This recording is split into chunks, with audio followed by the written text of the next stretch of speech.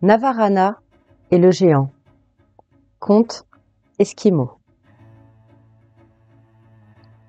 Il était une fois, au Groenland, pays lointain où règne la neige et la glace, une tribu d'Esquimaux.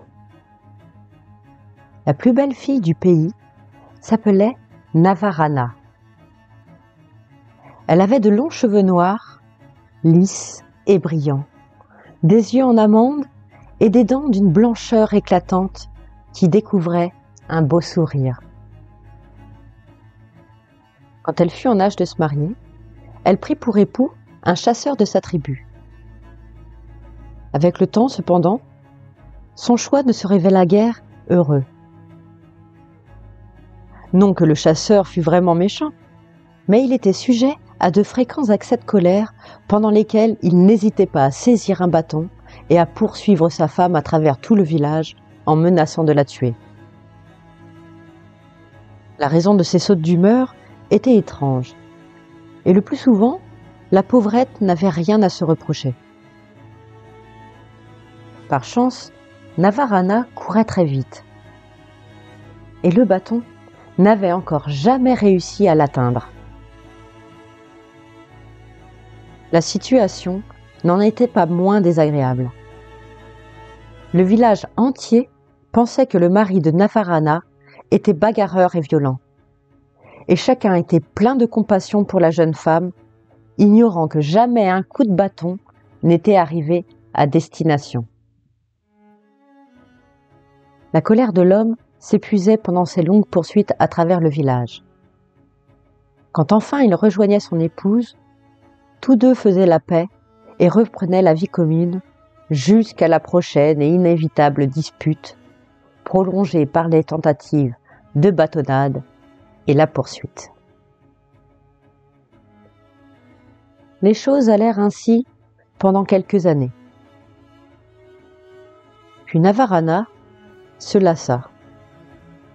Sans doute craignait-elle qu'un jour ou l'autre, son mari ne réussît à la rejoindre, à moins que la pitié des villageois ne lui fût, avec le temps, devenue pesante. Toujours est-il que par une sombre nuit d'hiver, la belle Esquimaude prit la fuite.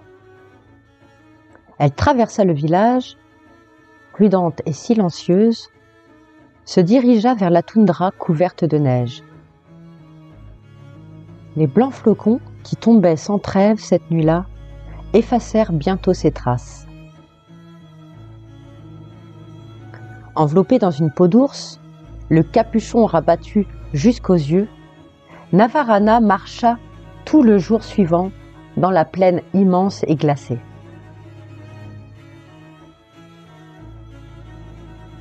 Au crépuscule, la température baissa encore. Navarana mangea les dernières provisions qu'elle avait emportées et se désaltéra d'une poignée de neige. Autour d'elle, tout était blanc, plat et lisse. « Je dois absolument trouver un abri pour cette nuit, ou je mourrai de froid », pensa la pauvre femme. Et malgré sa fatigue, elle se remit en marche.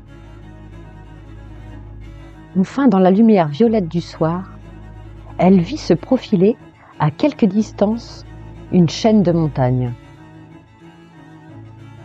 Peut-être pourrais-je trouver là une grotte où dormir, se dit Navarana à bout de force. En boitillant, en trébuchant, elle réussit néanmoins à atteindre le pied des sommets. C'étaient des montagnes étranges, comme elle n'en avait encore jamais vu. 5 pics pointaient vers elle, tels les doigts d'une main démesurée. Navarana s'enfonça dans une vallée, encaissée entre des parois gelées et abruptes. Elle trouva un coin abrité, étendit ses membres endorlis et s'endormit aussitôt d'un sommeil profond. Le lendemain matin, bien reposée, elle décida d'explorer avec soin les hauteurs. Elle commença à grimper le long d'une pente raide et après maints efforts, parvint sur un plateau couvert d'épais buissons noirs. Il lui semblait maintenant se trouver sur une main gigantesque ouverte sur la terre, la paume vers le bas et les 5 doigts écartés. Elle parcourut le plateau et commença à escalader une arête rocheuse. Elle ne s'arrêta que lorsque l'obscurité lui interdit de continuer. Elle chercha un buisson plus épais que les autres, y aménagea un abri et réussit à se reposer jusqu'à l'aube. Elle se réveilla alors et voulut aller de l'avant, dans l'espoir de trouver un endroit plus hospitalier pour s'y installer et vivre en paix. La pente continuait de plus en plus abrupte. Au bout d'un moment, Navarana aperçut au loin quelque chose qui ressemblait à une épaisse forêt. Tout autour, à perte de vue, s'étendait une neige blanche immaculée. Navarana était perplexe. Elle n'avait jamais entendu parler ni de bois, ni de montagne dans cette région. Peut-être était-elle la première à y mettre les pieds? Maintenant, il fallait absolument qu'elle se mît en quête d'une nourriture quelconque. Où il y a de la végétation, il y a des animaux, se dit-elle. Il faut que j'atteigne ce bois là-bas.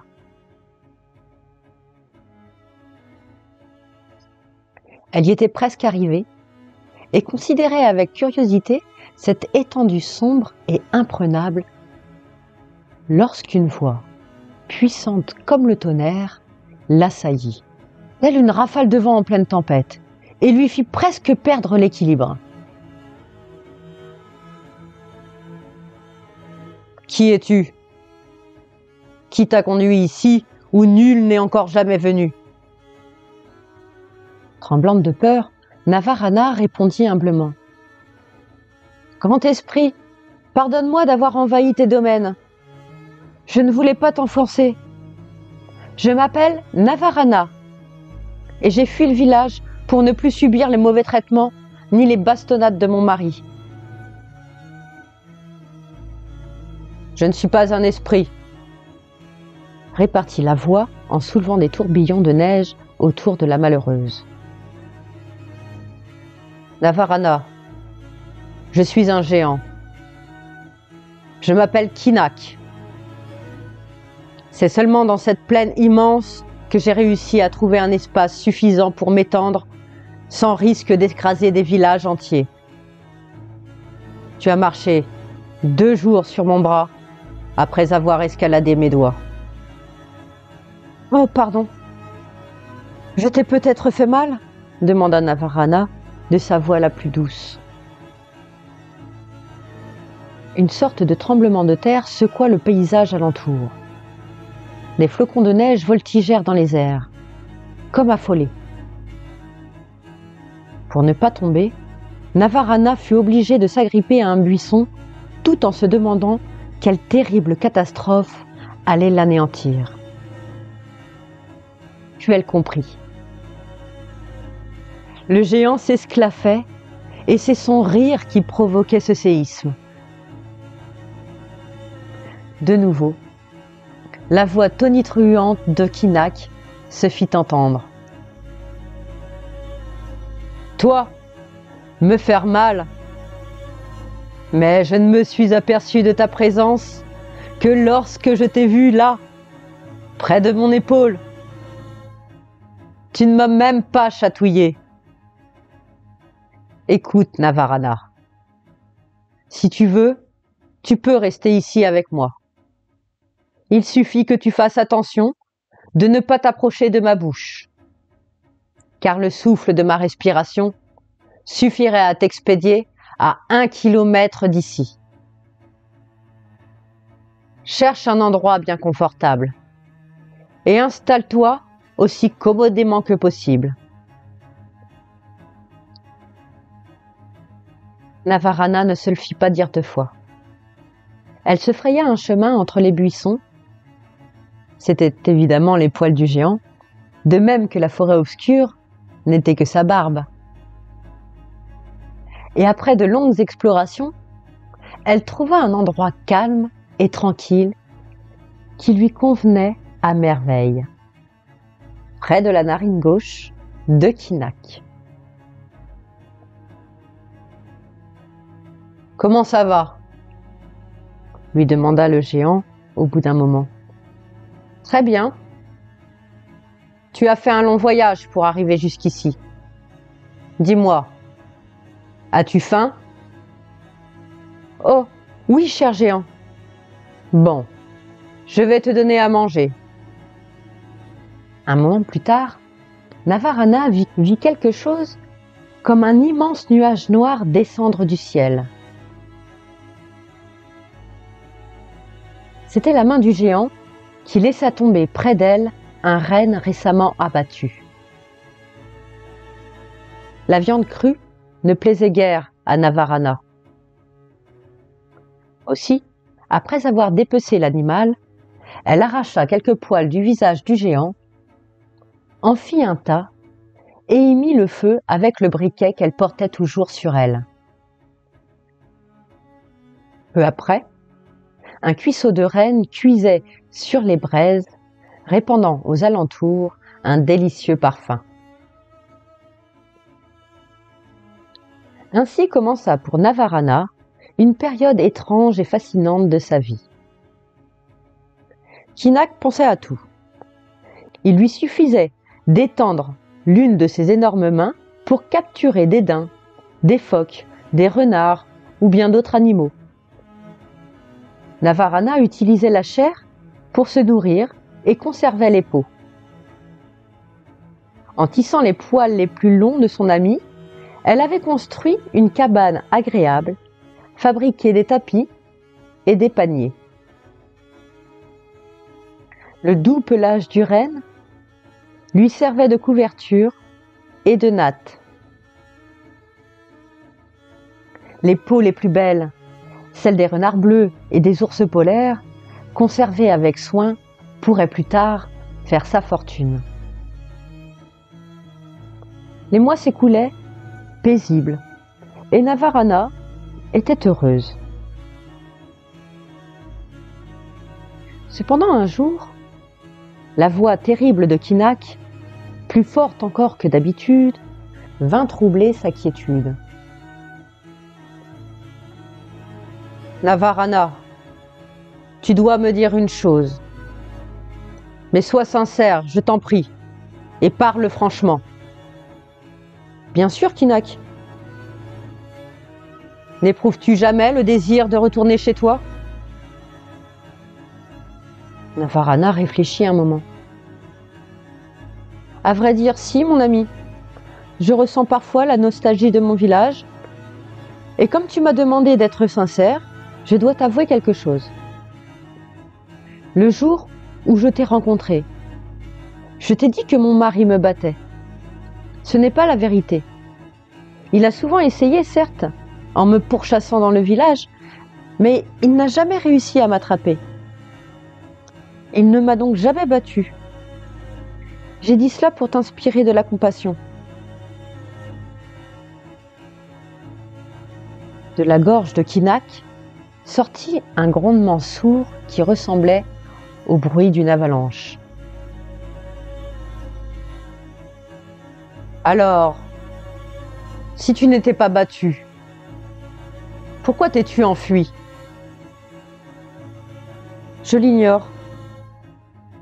Peut-être parce que j'étais fatiguée de devoir courir chaque fois que mon mari était de mauvaise humeur. Peut-être aussi parce que la compassion que me manifestaient les femmes du village me déplaisait beaucoup. Voilà, Kinak. Je dois reconnaître que cette pitié m'irritait plus encore que les colères de mon mari. Tu comprends, n'est-ce pas? Je comprends, dit le géant. Je crois aussi comprendre que tu aimerais retourner auprès de ton mari. Oui, mais je crains que lorsqu'il me verra arriver, il me batte pour de bon. Et personne ne lèvera le petit doigt pour défendre une femme qui a fui sa maison.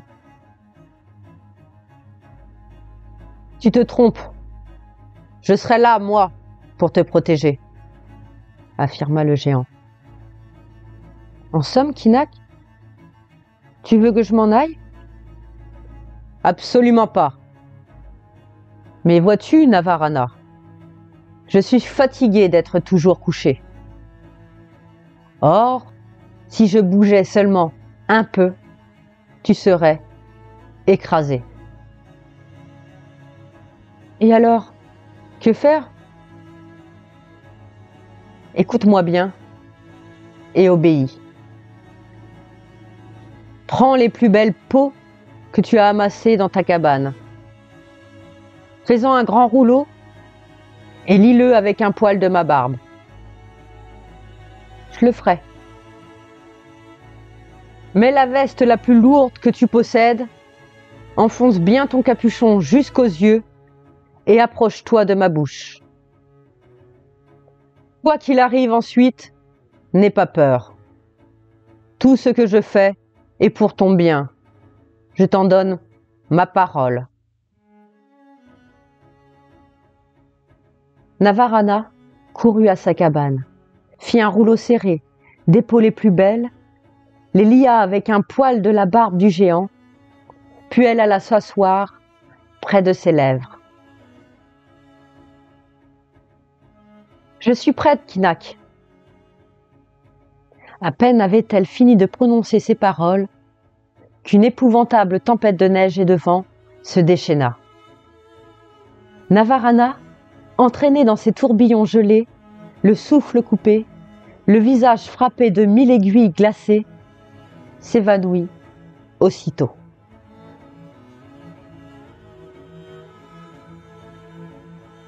Quand elle rouvrit les yeux, elle était assise par terre dans une ruelle de son village. Alors elle courut à sa maison, cacha les peaux dans la remise, puis elle a frappé à la porte. Son mari, tout étonné, lui ouvrit. « Navarana, je te croyais morte. Tu vois, je suis vivante et je voudrais revenir auprès de toi. Puis-je savoir où tu es allée? À la chasse. À la chasse. Toi, une femme faible et si peureuse? Toi qui fuyais à toutes jambes quand je te poursuivais avec un bâton? Va dans la remise et tu verras si je mens, répondit Navarana. L'homme écarquilla les yeux de stupeur quand il découvrit les magnifiques peaux apportées par sa femme. Mais il n'était pas encore convaincu. Aussi lui dit-il: « Je veux voir si réellement tu n'as plus peur de mes coups. » Et il empoigna, menaçant, son bâton. Navarana sortit en courant dans la rue, en criant: « À l'aide, Kinak! À l'aide !» Une terrifiante rafale de vent projeta soudain l'homme à une dizaine de mètres de distance. Tout meurtri, il se releva à grande peine et demanda stupéfait: « Ma chère femme, qui as-tu donc invoqué? » « Un puissant esprit, dit Navarana. Celui-là même qui m'a aidé à chasser les animaux dont les peaux sont dans la remise. Et il accourra à mon secours chaque fois que je l'appellerai. » De ce jour, le bâton devint inutile et les deux époux vécurent en harmonie. Merci de m'avoir écouté. Les histoires lues par unlivreunjeu.fr.